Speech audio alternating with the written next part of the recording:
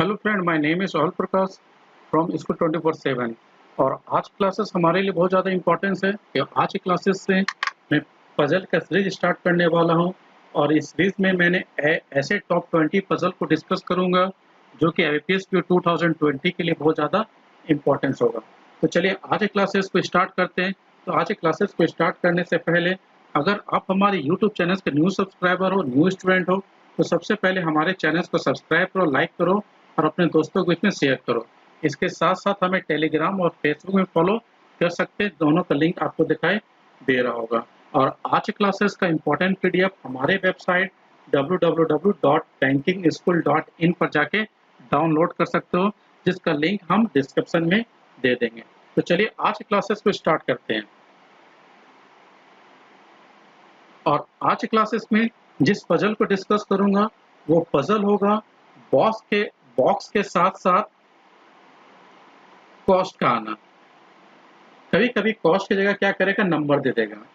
ठीक है, मतलब कहने का मतलब है बॉक्स के साथ साथ कॉस्ट का आना या नंबर का आना। ठीक है, ये पजल 2019 में पूछा गया था और IBPS PO का एक ट्रेंड है कि जब भी वो कोई पजल को पूछता है तो उसे 1 या 2 साल तक उसको कंटिन्यू रखता है।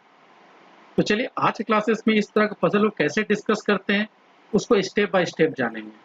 तो किसी पजल को सॉल्व करने के लिए आपको स्टेप को फॉलो करते हैं, क्योंकि अभी आपको सीखना है। जब तक आप सीखोगे नहीं तो पजल बनेगा नहीं। और जब तक आपको पजल बनाओगे नहीं, आप प्रैक्टिस नहीं करोगे, तो आपका माइंड जो होगा वो एग्जाम में काम कभी भी नहीं करेगा।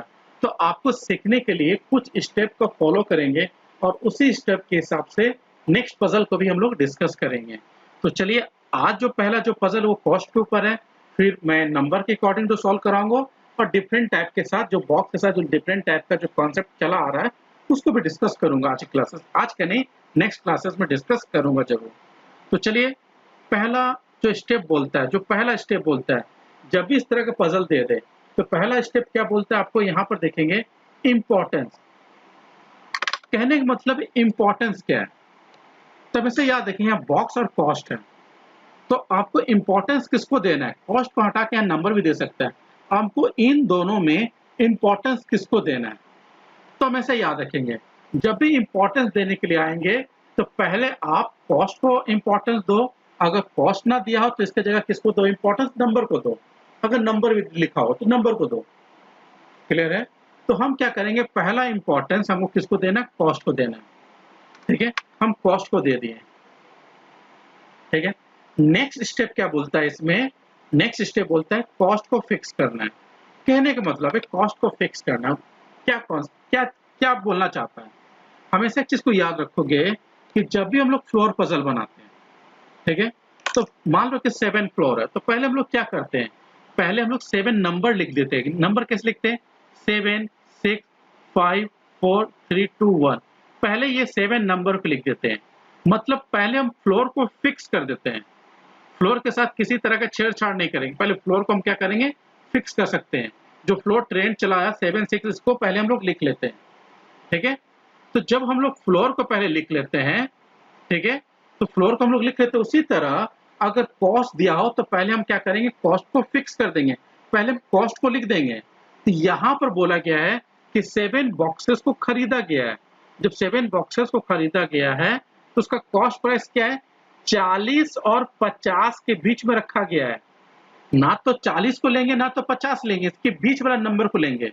तो बीच वाला नंबर क्या है, तो बीच वाला नंबर क्या है, 41 42 43 44 45 46 47 48 और 49। इन सभी नंबर को पहले हमको क्या करना है, पहले लिख देना है।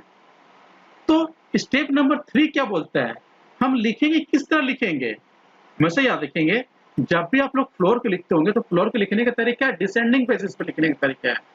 तो जब ये कॉस्ट दिया गया है तो इस कॉस्ट को कैसे लिखेंगे, तो हमेशा याद रखेंगे जब भी ये कॉस्ट को लिखेंगे तो लिखेंगे डिसेंडिंग बेस से लिखेंगे, फ्लोर की तरह ही लिखेंगे, डिसेंडिंग बेस लिखेंगे।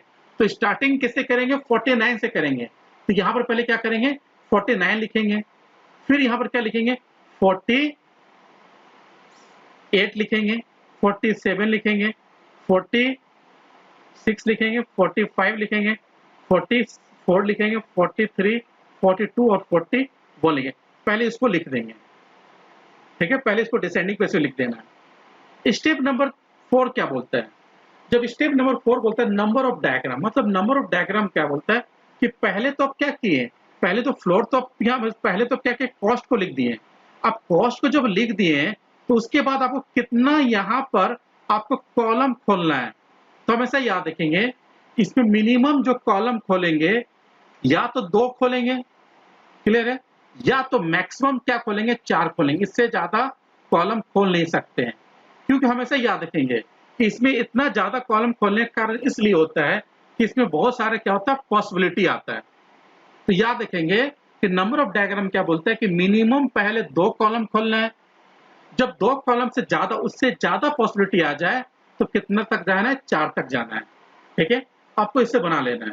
तो जैसे कि पहले से मैं बना कर रखा हूं, यहां तक देखिएगा, पहले कॉस्ट लिखा हूं, कॉस्ट लिख दिया, उसके बाद मैंने कितना यहाँ पर कॉलम खोला, लगभग मैंने 1 कॉलम, 2 कॉलम, 3 कॉलम और क्या हो गया, 4 कॉलम, टोटल मैंने 4 कॉलम उसके बाद खोला हूँ, 1 से यहाँ करके 4 कॉलम खोला हूँ, ठीक है। लेकिन स्टार्टिंग किसे करूंगा, पहले 2 ही डायग्राम से करूंगा, ठीक है। अगर पॉसिबिलिटी ज्यादा लगने लगे तब 3 और 4 तक जाऊंगा, क्लियर है, समझ में आ गया। चलिए आगे करते हैं। बोला गया but not necessary same order, मतलब यहां से लेकर यहां तक बोला गया है कि 7 बॉक्सेस को खरीदा गया है, वो खरीदने का प्राइस क्या है, 40 और 50 के बीच में रखा गया है। तो 40 और 50 के बीच जो नंबर होता है उसी को लिखेंगे, ना तो 40 को लेंगे ना तो 50 को लेंगे, इसके बीच वाला नंबर को लिखेंगे। और नंबर को कैसे लिखेंगे, डिसेंडिंग बेसिस पे लिखेंगे, ठीक है, ना तो असेंडिंग बेसिस, असेंडिंग बेसिस पे लिखेंगे तो सम तो बन जाएगा लेकिन वो बनने में थोड़ा कॉम्प्लिकेटेड कर देगा, ठीक है। नेक्स्ट फिर बोला गया है, यहां देखिएगा आपका सम यहां से स्टार्ट है, बोला गया the cost of box R is 5 less than that of box T. बोला गया है आर का जो प्राइस होगा, आर का जो प्राइस होगा टी से 5 कम होगा। अब इसका लॉजिक समझना है, टी से 5 कम होगा तो मतलब यही ना है कि टी का जो प्राइस होगा वो आर से 5 ज्यादा होगा, ठीक है। अगर मान लो अगर मान लो टी अगर 49 पर रहता है तो आर का जो प्राइस है वो कितना होगा, इससे 5 कम होगा, तो 5 जब माइनस करते तो कितना होता है यहाँ पर 44 होगा, ठीक है। और ये 44 किसका प्राइस होगा, आर का प्राइस होगा। कॉन्सेप्ट ये बोल रहा है, तो बोला जा रहा है the cost of box R is 5 less than box T, मतलब यहां तक यहाँ। तो कहने का मतलब है कि जब भी हम लोग पजल बनाते हैं तो यहाँ पर पहला आर और टी के बारे में बोला गया है, तो 1-2 लाइन और पढ़ लेंगे, कहीं पर आर और टी और दिखाई दे रहा है कि नहीं दिखाई दे रहा है, तो आर और टी, तो आप लोग देखोगे टी एक बार यहां दिखाई दे रहा है, ठीक है। तो कहीं ना कहीं इस पजल को पहला लाइन से ही स्टार्ट करेंगे। अगर यहाँ पर टी नहीं दिखाई देता तो ये वाला पजल हम यहाँ इस लाइन से स्टार्ट नहीं करके हमको सेकेंड लाइन से भिड़ना पड़ता है।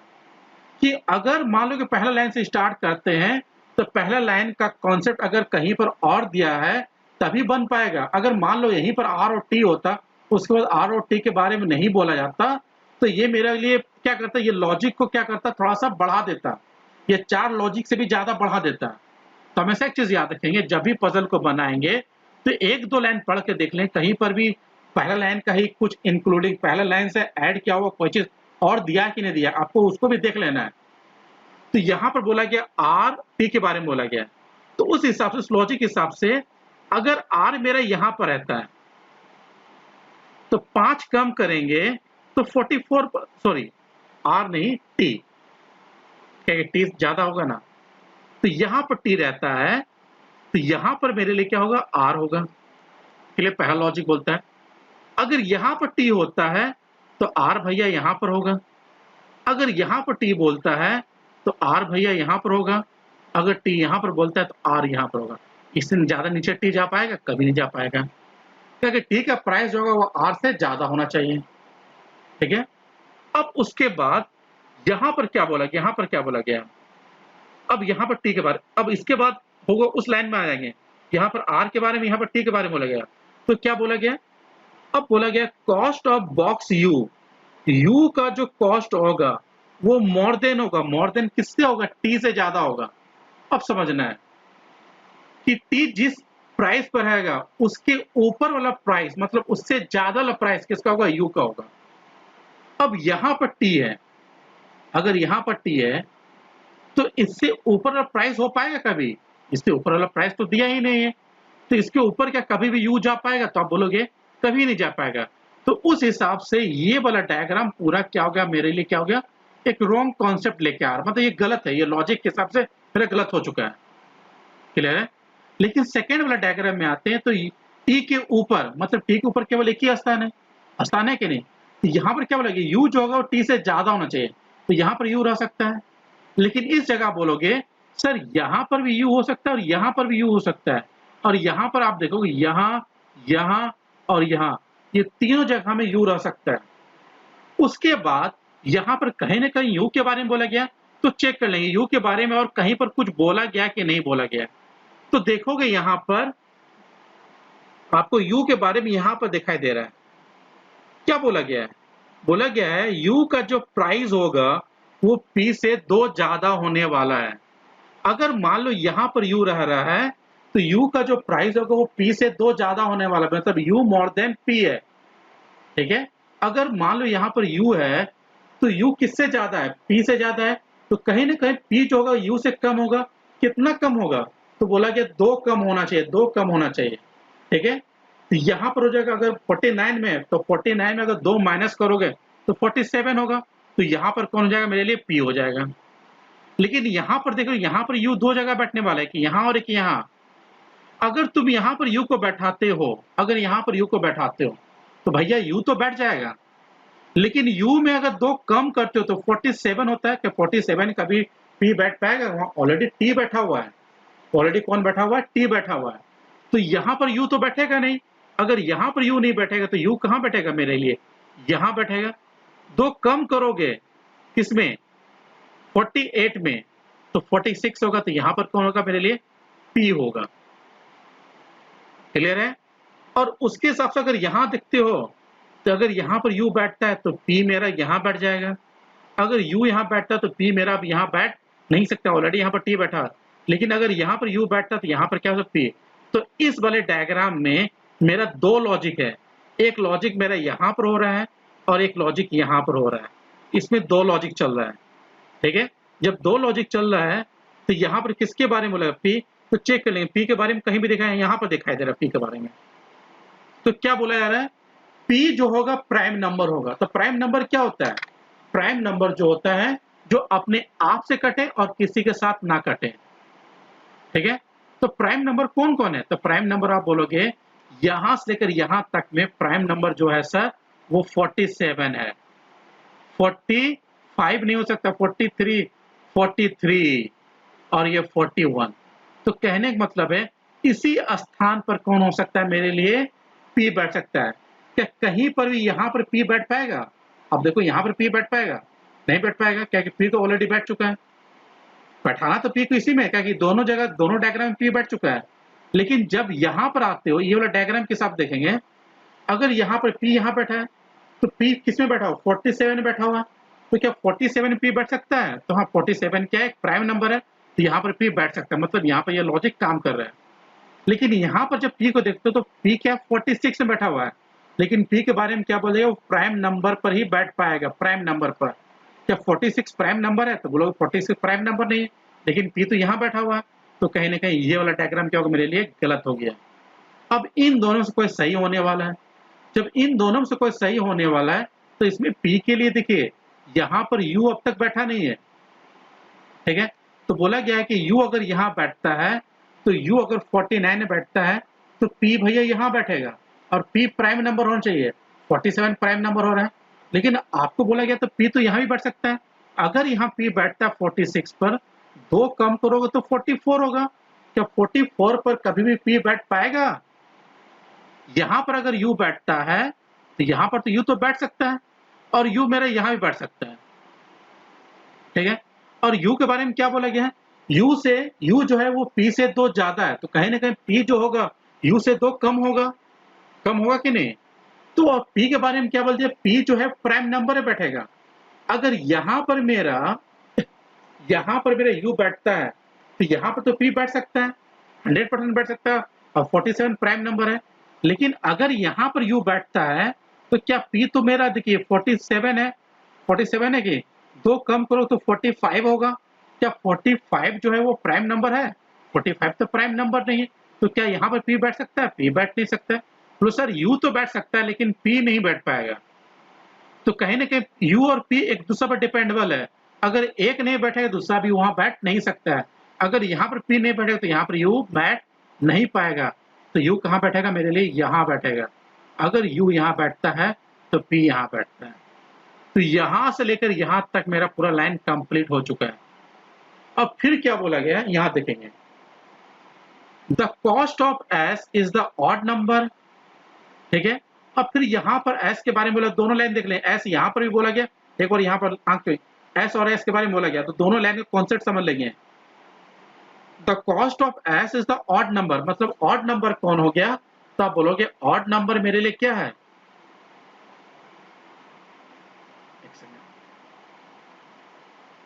ऑड नंबर मेरे लिए क्या है? तो आप बोलोगे ऑड नंबर मेरे लिए 49 है, 47 है, 45 है, 43 है और 41 है। ये सब ऑड नंबर है। ठीक है। अब ये लॉजिक बोल रहे हैं। अब बोला गया कॉस्ट ऑफ बॉक्स भी 3 मोर देन एस, मतलब एस से 3 ज्यादा होगा। अगर कहने का मतलब है कि अगर एस 49 पर होता है तो 3 ज्यादा, मतलब 52। तो 52 किसका प्राइस होना चाहिए? 52 प्राइस भी का होना चाहिए। कॉन्सेप्ट ये बोल रहा है। लेकिन ना तो इस वाले डायग्राम ना तो इस वाले डायग्राम में कहीं पर भी एस नहीं बैठ सकता है। यहां पर भी एस नहीं बैठ सकता है और यहां पर भी एस नहीं बैठ सकता है। तो एक एस यहां बैठ सकता है, सॉरी ये लो डायग्राम गलत है। ठीक है। इसमें देखोगे कि एस एक यहां बैठ सकता है और एस एक यहां बैठ सकता है, यहां पर देखिए। लेकिन इस वाला डायग्राम में आप देखोगे, आप बोलोगे सर एक एस यहां बैठ सकता है और एक एस मेरा यहां बैठ सकता है, दो जगह बैठ सकता है। अब यहां पर देखते हैं, अगर आप एस को यहां बैठाते हो तो भैया एस तो बैठ जाएगा, जो प्राइम नंबर हो ए आपका ऑड नंबर हो रहा है, एस ऑड नंबर बैठेगा। यहां तो एस बैठ सकता है कि नहीं? एस के बारे में क्या बोला गया है? एस ऑड नंबर होना चाहिए। यहां पर तो एस बैठ सकता है, तो 45 पर तो एस बैठ सकता है, लेकिन बोला गया भी इससे 3 ज्यादा होना चाहिए। भी जो है वो एस से 3 ज्यादा होना चाहिए। तो अगर यहां पर मेरा एस बैठता है तो 3 ज्यादा, तो मतलब 45 में जब 3 जोड़ोगे तो 48 होगा।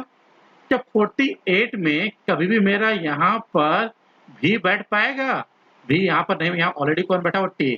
तो क्या यहाँ 45 बैठ, या 45 पर क्या मेरा एस बैठ पाएगा? नहीं। क्या ये दोनों एक दूसरे पर डिपेंडेबल है? अगर यहाँ पर एस नहीं बैठेगा तो यहाँ पर भी यहाँ पर बैठ नहीं सकता है। तो एस कहाँ बैठेगा मेरा? एस यहाँ बैठेगा। अगर यहाँ पर एस बैठता है तो 3 ज्यादा है, तो 3 ज्यादा है तो 41 में अगर 3 ऐड करते हो तो 44 होगा। तो यहाँ पर कौन बैठ जाएगा? बी बैठ जाएगा। और इस वाला डायग्राम में अगर यहाँ पर देखते हो, अगर यहाँ पर एस को बैठाते हो 43 पर, तो 43 पर तो एस बैठ गया। अगर 3 जोड़ते हो तो 46 होता है। क्या 46 पर भी बैठ पाएगा? यहाँ ऑलरेडी पी और टी बैठा हुआ दिखाई दे रहा है। ठीक है। तो यहाँ पर तो होगा नहीं। तो यहाँ पर कौन होगा मेरे लिए? यहाँ पर मेरे लिए एस होगा। 3 जोड़ दोगे तो यहाँ पर कौन जाएगा मेरे लिए? बी हो जाएगा। क्लियर? नेक्स्ट बोला गया है none of the cost of 44, मतलब 44 का कोई कॉस्ट ही नहीं होगा। तो 44 का कोई कॉस्ट अगर नहीं होता, 44 ब्लैंक होगा, उसमें कोई भी लेटर नहीं रह सकता है। तो 44 पर भी रह रहा है। अब बोला 44 खाली होना चाहिए, कोई भी कॉस्ट नहीं होगा, वहां पर कोई बॉक्स नहीं होगा, यहाँ भी रह रहा है। तो कहीं ना कहीं ये वाला कॉन्सेप्ट के हिसाब से मेरे ये वाला डायग्राम क्या हो गया? गलत हो गया। अब ये वाला सही है। तो 44 मेरे लिए ब्लैंक है। 44 मेरे लिए क्या है? ब्लैंक है। इसमें कोई नहीं रहेगा। क्लियर है? इसमें कोई भी नहीं रह सकता है। नेक्स्ट क्या बोला गया है? The cost of box Q is the even number. अब मेरे पास दो ही नंबर है, एक नंबर यहाँ दिखाई दे रहा है, एक नंबर यहाँ दिखाई दे रहा है। अब बोला जा रहा है कि जो क्यू का जो कॉस्ट होगा वो इवन नंबर होना चाहिए। तो क्यू का कॉस्ट अगर इवन नंबर होगा तो 43 मेरा इवन नंबर है, नहीं है, तो यहाँ पर हो जाएगा, यहाँ पर कौन जाएगा, मेरे लिए क्यू हो जाएगा। ठीक है, तो अब देखो यहाँ पर सारा बॉक्सेस क्या हो गया, बैठ चुका है। जब सारे बॉक्सेस बैठ चुका है तो दो ऐसा बॉक्सेस है जो खाली दिखाई दे रहा है। वो कौन कौन है, आपका एक ये और आपका एक ये दोनों खाली हो रहे हैं, ये दोनों ब्लैंक है, ये दोनों में कोई भी बॉक्सेस नहीं रहेगा। अगर क्वेश्चन पूछ दिया जाएगा विच नंबर, मतलब अगर आपसे क्वेश्चन पूछ देगा कि कौन सा प्राइस जो है जिसमें कोई बॉक्सेस नहीं पर आएगा, वहां पर बॉक्सेस नहीं पर आएगा, तो आप बोलोगे 44 और 43 दोनों पर हो सकता है। क्लियर है? तो आपका आज का पजल क्लासेस कैसा लगा? अगर अच्छा लगा तो कमेंट जरूर कीजिएगा। देखिएगा दोस्तों, थोड़ा सा ये जो मेरा क्लासेस है थोड़ा लंबा टाइम है, 20 मिनट से ऊपर चला गया। ये पजल है, इसमें हर चीज़ को डिस्कस करना पड़ता है। तो अगर आपको अच्छा लगा तो कमेंट जरूर कीजिएगा, शेयर कीजिएगा, और आज क्लासेस के लिए बस इतना ही। फिर मिलेंगे। जय हिंद दोस्तों।